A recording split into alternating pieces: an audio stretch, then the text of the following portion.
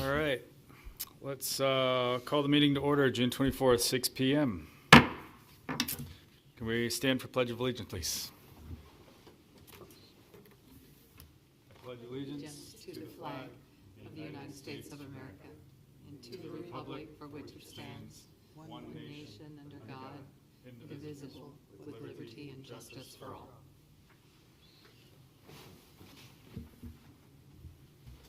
Excellent, welcome. Please turn off all cell phones if you have not already done so. We'll take roll call of Parks and Rec tonight of the commission members. Hale. Cornwell. Noyes. Present. Hall. Patterson. Here. Braithwaite. Present. Zubel-Wolf. Here. Thank you. Are there any amendments to the agenda tonight? No, there are not. Thank you. We'll move on to any announcements. Yes, I just wanted to bring your attention that the next Park and Rec Commission meeting will not be on a Tuesday, but it will go to the Wednesday, July 23rd, and that will be our annual barbecue. We will be bringing, inviting the city council, and that's why the date change was made, because there was a conflict for numerous members of the council to be on the Tuesday. We'll start out by meeting at Warren Playfield, and from there then we will move on to Black Bay Park. We'll be christening the barbecue down there, so you guys will be the first ones to be using it for that, and we will look at the construction of both Warren Playfield and Black Bay Park. But the key is same time, 6 o'clock. It'll run 6 to 8, but it will be on Wednesday, July 23rd. Excellent, thank you. Is there any conflict of interest from any of the commission members tonight? No. None? And we need a consent calendar for last meeting minutes. I'll move to accept the minutes as presented. I'd second. Thank you. Patterson. Yes. Braithwaite. Aye. Noyes. Aye. Zubel-Wolf. Aye. And any citizen issues? No citizens, nothing to come up? Thank you. We'll move on to any old business. It looks like commercial use of temporary vendors. Yes, wanted to bring that back to give you an update where we're at. I was in one of the last two meetings that staff had brought forward an expanded version of it. We have scaled it down a bit. Really what we were trying to capture was our small food vendors. That's your ice cream trucks, your shaved ice, coffee. We tried this back in the summer of 23. We used one vendor that we knew fairly well. They had proposed it. We didn't have a full food vendor at Camila Park at the time, and we were paid a percentage of the revenue. We actually found out that services that they provided were good. The public was served by it, but also revenue for us was up from it. It gave us a sense of what a food vendor could provide, and it wasn't saddling them with times that just weren't cost effective to be down there. We didn't do it last year because of all the construction that was happening around the park and connected to the park with the bridge and the Avista work and Spokane Street. So we did look at bringing it back this year. We're doing baby steps. So we brought it back, put it out to a few of the food vendors who have contacted us. And when I say food vendors, it's not a full service. It's not somebody who's providing multiple items. It's that one or two items. It could be a hot dog cart. It could be an ice cream vendor, and so on. So we have put it out. We've got two so far that have turned in the applications. We have a couple more that are looking at it. We're limiting the number of parks, so really we're concentrating on Chameleon Park, but we could look at White Pine. So for now, we're just going to see how it works. They pay a daily fee and then a percentage. It is settled at the end of each month. And that gives us our hammers. They have to do a report to us every week, a sales report. So it's not anything we haven't done before. It's just we're taking baby steps and expanding it, seeing if it works with more than one vendor. The value to us is when we go out to an RFQ for a concessionaire, it takes up a lot of staff time, and then there's a lot of monitoring of whether they're there, whether they're fulfilling their contract, and what we found is most of the vendors don't make enough money to pay for their staff because they're staffing for such a long period. So right now it's a first come, first serve. So if we have, say, 4 companies, we're only allowing 2 down there so that it's not overbooking. So we're going to see how that works, and we'll bring it back at the end of the summer and tell you just kind of how it did go. So we're trying to streamline our processes, still provide services for the public, and also provide revenue to help offset some of the operational costs. That's excellent. Sounds good. Okay. Any questions from the board? Cool. No, okay. Thank you. Does not look like we have any new business on our agenda. Is that correct? Correct. Okay. Administrative staff reports. Looks like upcoming parks and recreation special events. Yep.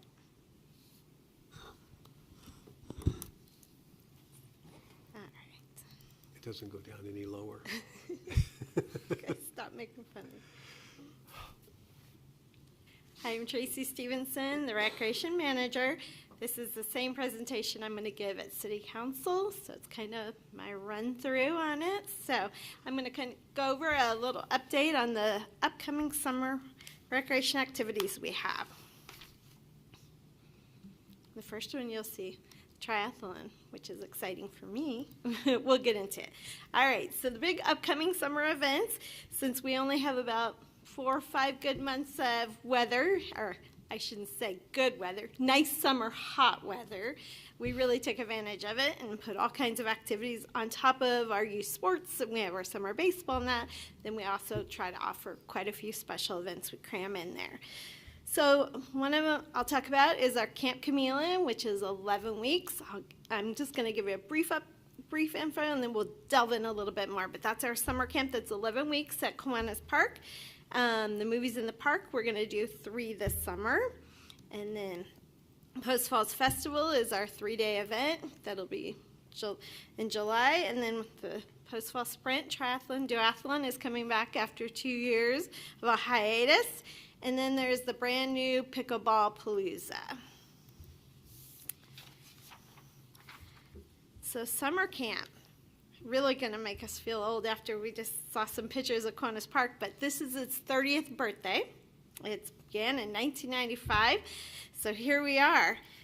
So our camp this year began on June 16th. We currently, in just the first 2 weeks of registration, we've had 332 kids registered. As of people that have registered for the entire summer, we're up to 927 kiddos, but all the other weeks are still open, so we're still taking registration for that. As you'll see at the bottom there, that we have every week has got a different theme, and then they also have field trips that go along with it. So a lot of their field trips, they have an escape room, they're doing martial arts, we're going to the aviation museum, fire station, flying squirrel, tree to tree at Farragut, Big Red Barn, Quarter Climb, the Blue Zoo. We're going to do gardening at our community garden. They're going to Manitou Park and a few other things. So also, this is the first year we've always did where we had a sponsor, like a sponsor a kiddo to camp, and we've had a lot of service organizations do that. But our camp director, who's in his second year of doing it, he came up with the idea of trying to get sponsors just to help cover the cost of the field trips. So even though parents pay for their kids to go to camp for the week, there's some weeks that our revenue is tighter due to the fact that we may have a more expensive field trip. So this, with him getting sponsors, we also did get to sponsor the kids to go to camp, like we have the Kiwanis did that, but ICCU sponsored like a blanket check to cover some different sponsors, and also our specialty instructors. Coeur d'Alene Rentals did, and then a lot of our field trips, we offered them the choice to go ahead and just sponsor back, and in essence, they just like cut their fees in half so that it was reasonable for us to do that for them. We have a theme for camp this year. We've never really did like a theme for it, but it's called Be Kind, Be Healthy, and Try New Things, because we really want to set ourselves apart from just a normal being inside a building or something, that we're definitely an outdoor, adventure kind of activities for them. The other one that I talked about was our Movies in the Park, which is a great partnership with the Post Falls Police Department. We normally have over 300 families come out for it. We also started last year where we bring our Black Party yard games out there. We set up all kinds of activities and different games starting at 7 o'clock, since the movie doesn't start until sunset, which can be close to about 9 o'clock for families out there. We also use a lot of sponsorship for that, which helps cover the cost for the showing rights. A lot of people are like, why don't you just buy the video and throw it in? Well, that's not how we can do it, and it can be expensive. It's about a $1,500 adventure. So we're fortunate that our sponsors come through for that. They also sponsors provide the snacks for them, which rotates between popcorn and water, or some just do the chip packages or candies or something, but they help with that. It also helps us, any sponsorships help with the screen, projector, sound system, just because if anything comes up or if something breaks and we have a replacement, we can't afford to just replace it. So thankfully, we're lucky to have great community sponsors. Post Falls Festival, it's a big, large event for us. As you can see, it's 3 days. The Friday, Saturday, Sunday, July 11th, 12th, and 13th. We have 87 vendors this year for the 3-day event with 19 food vendors. So when I say 87, that actually the number appears to be 4 down from last year, but we actually have taken up more grass space because we have more that are larger booths than normal, so we've completely maxed out that space. We also are still having our 1 day where it solely has to be homemade crafts. That is on the Saturday, and we have 30 vendors for that. Again, last year, Daniel Stevenson from Parks Department set up the shuttle system for us, and we are using it again, so we're lucky to have that. We'll have our 4 shuttle locations, which we really hope people will use, even though it's free parking, but we probably have all seen that it's a little crazy with the parking down there. So the shuttle will be at 4th Street, right out in front of the Jacqueline Arts Center, at Templin's, at the 4th Street Centennial Trail, and at the McReynolds parking spot kind of from Post Falls Brewing right up there. Each day is full of activities. Friday, all 3 days will have the food, crafts, and music, but on Friday it'll be our movie night that night, which will be down at the park, which is Nims Island. Saturday is the parade at 10 a.m. on Celtice. That is not put on by us. It's put on by the Post Falls ambassadors. We will also have Idaho Fish and Game will be down at the park for the kiddos for a bunch of free activities. There'll be a car show right here in the parking lot that's put on by Calvary Lutheran Church. And then, like I already talked about, we also have the 1 day craft. Then Sunday, all the same festivities again, but it's only 11 to 4. On Friday and Saturday, it's 11 to 8. Sunday is 11 to 4. But there will be a worship church services by the Calvary Lutheran Church on Sunday. And then we're excited to have the Jacqueline Arts Center has joined us, and they're going to take over the pavilion on Sunday and do they're going to have art shows, they're going to have some live painting, they're going to have some dancing and different people playing instruments, so that'll be fun for that. We normally expect about 16,000 to about 20,000 people that'll come out for it, so if you haven't been, come on out. It'll be super fun and busy. Move on. The other thing is River City Market and Music. We are not having as big a role as we have in the past. The chamber has taken on getting the music part of it, but Parks is definitely, they couldn't have the venue or the event without our assistance on that, and we will have a booth down there all of the days that it's ran. Plus, chamber says that they get about 400 to 500 participants each week, and on average, she says she has about 50, I was going to say 500, that'd be a lot down there, 50 vendors a week there. So the farmers market, part of it is from 5 to 8 on Wednesdays, and then the live bands will be from 6 to 8. And that is at our Landings Park.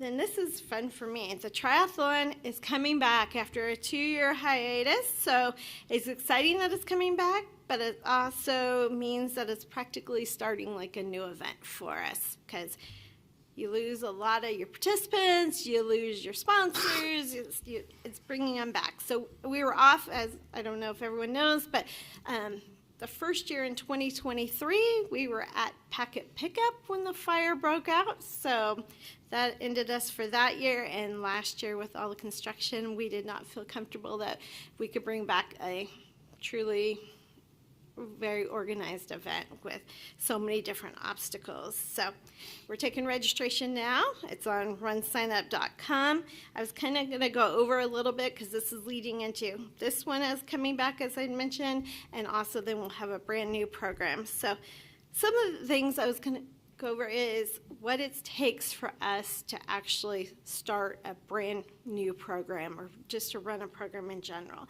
So our first thing is we're always looking at, is it something the community wants? Is it something they need? We need to sell the concept and the idea, the purpose of it, who's our target audience, do we have the people that are interested, what type of event, when do we want to offer it, what season, and then it goes into actually planning it, putting our budget together, where the sponsors are coming from, do we have the staffing time, permits, insurance, marketing, gathering volunteers, what fees will be, timelines, what supplies we'll need. Then we're always looking for what's a good location, and in this incident, what's a route that'll work for us, because we are not able to go out on the Vista Island this year because of all that work. So there was some route changes, making sure we get all our permitting, the support from the local organizations, because that's who brings in a lot of our participants, is them excited about it and selling it to their customers. And then dealing with the legal part of it, our safety requirements, the liability insurances, the security of it, medical, personnel, our emergency plans. I mean, with the triathlon, it's always been a top priority, but lots of our other events, that's moved way higher up on the list, just due to what's been happening around the United States at different big events. Then we look at putting our team together, who are people we could try to recruit for volunteers, what part-time staff do we have that would have an interest and can help us out, our setup, our cleanup crews, what vendors could be out there. And then it's moving on to probably the most important part. Sometimes we get so busy and just making sure all this stuff's happening that we can't forget about the promotion of it on the websites, flyers, social media, local news, emails, partnering with local businesses. And then it's getting really close to our events. It's with coordinating the logistics, where everyone's going, vendors, where the safety personnel will be, the activities, the signage, the parking, restrooms. It's always a big one. I never have enough restrooms. And then the last part is we always do an evaluation and a follow-up, gathering feedback from our participants, debriefing amongst our own team, documenting the good things, the bad things. We always want to try to also make sure we focus on what went really well, document it, and then it's thank all our sponsors, our volunteers, our partners, because as we all know, it's not happening without extra help. So on top of it, this is what we just did. We did all that for a brand new event that we're super excited about, and it's the Pickleball Palooza. We are kind of, they always say the biggest honor is flattery is stealing some ideas from other people, and so I think it was actually Dave that was like, let's do a pickleball similar to a Hoop Fest concept. So it's going to be a pickleball on the pavement. It'll be out at Camille Park. We are thankful that Selkirk jumped on board. They're doing a donation of all the nets and the prizes. We also, since it's our very first pickleball tournament and we don't have any pickleball pros in our department, we we hired a company that's going to help us run the tournament, which is, the company's name is called Pickleball is Great, which I think is kind of cute. But they run all the local ones around here. They've got a ton of experience. We're going to have the manpower and the people on the ground, but they're the ones that are going to do the seeding and the bracketing for that kind of stuff. So it's 16-year-olds and up. It's a little bit later in what I call the Indian summer part of it. September 20th and 21st at Camille Park. We're doing men's and women's doubles and co-ed doubles. So Saturday is all the men's and women's doubles, and Sunday will be the co-ed doubles. So the tournament is $55 to sign up, and then $15 per event, which means like $15 if you're doing the women's, and then $15 if you're doing the co-ed. So we're having a lot of interest. We're excited to bring it on as a brand new program. Does anybody have any questions for me? It's a lot. I don't think so. Thank you. Okay, thank you. Next up, looks like a Brightly software implementation update.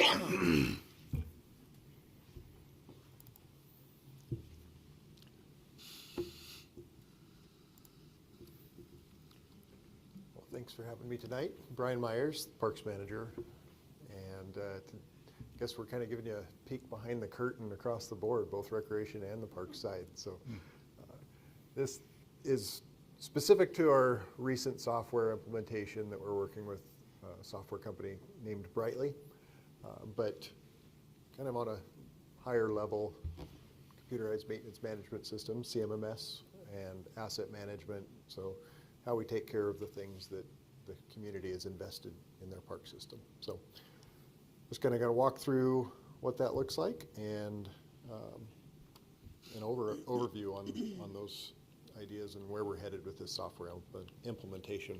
So Brian, can I get you to raise either the microphone or the table a bit so that it's picked up on the mic for those at home? Maybe. Or you can I tried. You can go onto your knees and Need a chair. Let's try that. there. Is that better? Thank you. So asset management and overview, asset tracking and condition reporting. So at the very starting level of being able to manage the things in the parks, we have to know what it is that we have out there. So how many benches do we have in the park system? How many square feet of buildings are we working to maintain? How many square feet of turf do we have? How much parking lot area, trail mileage, that sort of thing. So that comes in, that's the foundation to any complete management system for the work we do. So largely that started for us a little over a decade ago, going through park by park and cataloging that information through what's called a GIS, or Geographic Information System. So we cataloged this information in a geographic or global based position system with some various attributes as to what they were, what its condition was, when it was installed if we knew it, how much it costs to replace that at that given time. And that is something that we're continually having to update to reflect current costs of facilities. So this is a little screenshot with those items all listed there. This is a picture of Crown Point. So behind our maintenance management system, we have various points, the playground, the benches, the individual pickleball court that sits out there. And you can see at the very base of this what the attribute table is, what we call it, that builds all of the information that eventually will turn into a full maintenance management system. So once you have that list of assets, it gives you the ability start to predict how frequently are we going to be doing something to that thing. And that's where asset management starts, right? We have an inventory and now we have a management system. To be able to do that well, we have well over 28,000 assets system-wide. 18,000 of those roughly are tree-related assets in our public right-of-ways and in park spaces. That's a big number of things to manage without some sort of collecting service to help us with that. We need some help on streamlining those work orders and turning us into a preventative maintenance program versus a reactive firefighting type program. And we've been able to leverage that information to do so. Once we have that and we can start to collect some information on what is being done, we can start to analyze that information and start to move into a more strategic mindset of a strategic asset management system. And that allows us to begin to predict how long is a sign that's facing south going to last versus a sign that's facing north. And how long is a bench that's painted red going to last versus a bench that's painted blue or green. And we start to see those very real changes, and it starts to inform decisions on how we select equipment going forward. We're now about a decade into having this sort of information, so that is starting to be information we can tease out. We aren't necessarily containing all of that within this Brightly service yet, but we hope to get there at some point. Again, the goals of this is how do we spend the least number of dollars to get the best quality product that we can offer. And what is, at the higher level, what's an acceptable level of service that this sector of products offer to the community? Are we okay with grass having some weeds, or do we want weed-free lawns throughout our park system? Are we okay with, during the heat of summer, having some brown spots at this location? You know, it can vary from location to location. And then once you have an understanding of that, you can start to predict how funding challenges may present a variance on either the service quality or the products that can be delivered. So that's the overall goal of where we're headed, is to be able to have informed decisions that we can say, okay, well, here's the financial realities that we're facing. Here are the decisions that we now have to provide. If we have less, we may have to do less with less versus doing more with less is what we're often of the mind frame that we have to try to provide. But being able to communicate those realities and those challenges is where we're hoping to be able to use this data to leverage for the community. So right now we have fully implemented a computer-based maintenance management system. We are able to streamline work orders and tasks, and we are working in this preventative maintenance schedule for the most part. This is a sample or a report that sits at a dashboard that I have available, and my maintenance supervisor, Daniel Stevenson, regularly check in on. Over the last year and a half, since we've implemented this system, we've completed almost 5,200 tasks. Well, actually, by now we've certainly completed 5,200 tasks as this was put together over a week ago. 4,300 of those things are what we call preventative maintenance. They're what we expect to be doing on any given period of time. Some of those have got a 28-day horizon to be completed. Some of them have a 7-day horizon. Some of them have to be completed within 24 hours. So say cleaning a restroom would be a preventative maintenance task that we expect to be completed in a 24-hour period of time. A irrigation sprinkler turn on may be something that we expect to be done in 30 days or 45 days, something of that nature. But we expect to do it once a year. All of those end up being in that PM category. And we get to also have some benchmarks as it relates to our peers with this software service. By source, so asset is the individual thing. So if we have an individual bench, we 19% of the time track our time to that specific bench. 81% of the time we're tracking it to the individual park location or the right-of-way area that we're maintaining. As far as the rest of these, very rarely are we tracking them by what they call meter tiles.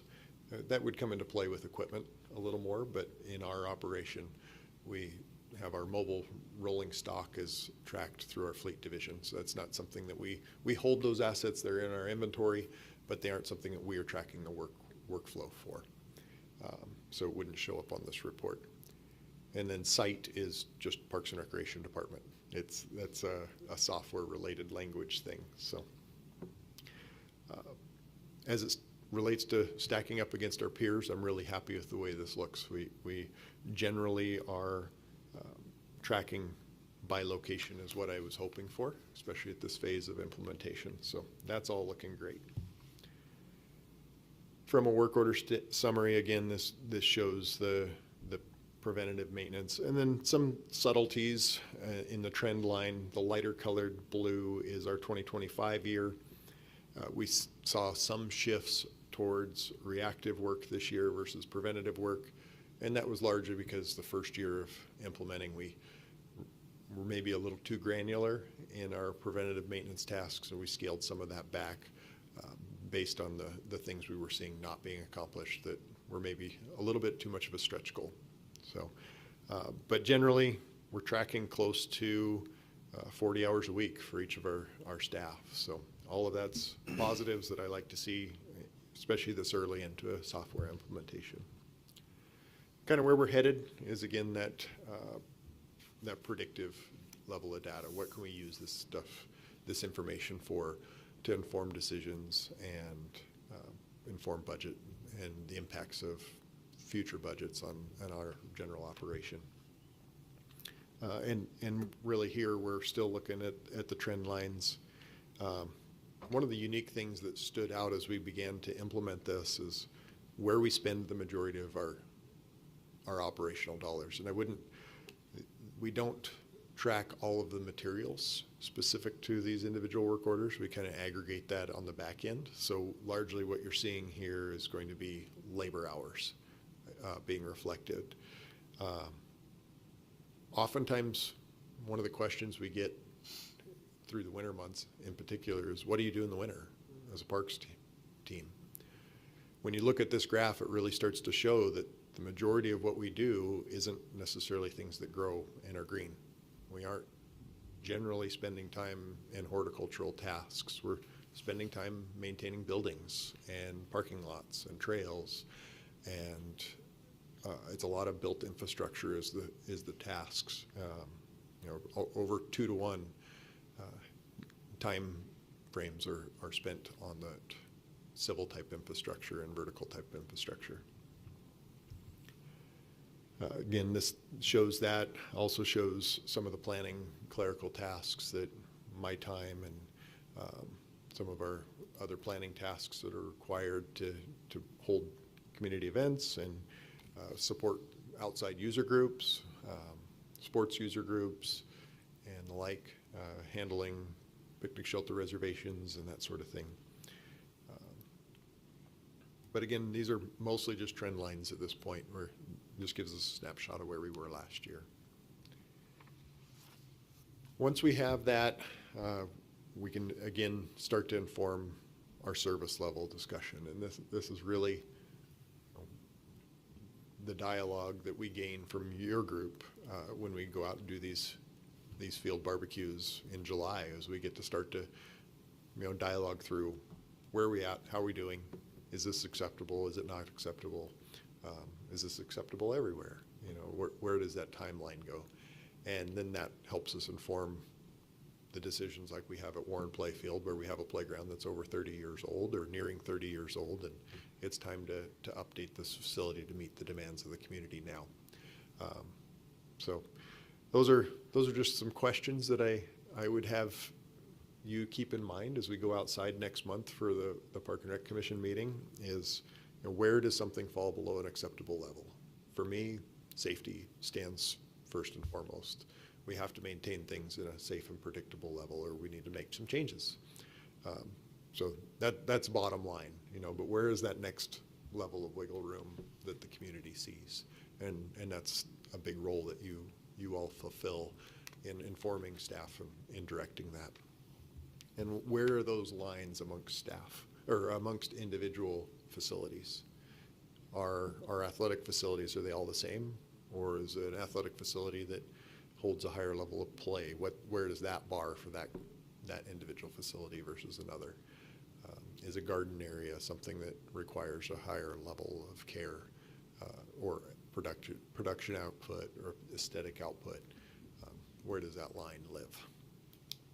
And then how do we articulate that? I've heard some folks will identify that as, say, this facility is intended to always look brand new. That's a really hard objective to achieve, is that it looks like we just opened up the ribbon and cut the ribbon and entered this park space. Is that achievable for a cost? Yes. Maybe it's Petco Park in San Diego uses the term in the contract with the city of San Diego and the San Diego Padres that this facility will never look more than 5 years old. It's very objective and it's easy to articulate. So, maybe that's one example of how we can articulate that in a park space, is that it'll never look more than 5 years old or never more than 10 years old. Kiwanis Park, that we were looking at pictures before the meeting. That one, we have a management agreement that says maintain an as-new condition. So that's our management objective at that location. So how do we achieve that? And what does the budget required result in to achieve that goal? So, and then how does that expectation change as things do get older? If we aren't seeing reinvestment in facilities over time, how are we able to adjust for that and set that expectation for the community? So those are all questions I'd have you keep in mind as we go outside next month. And at that, I'd stand for questions that you may have on the program, what we're doing, and Thank you. Yeah, it looks great. Any questions from the commission members? Very thorough. Awesome. Thank you, Brian.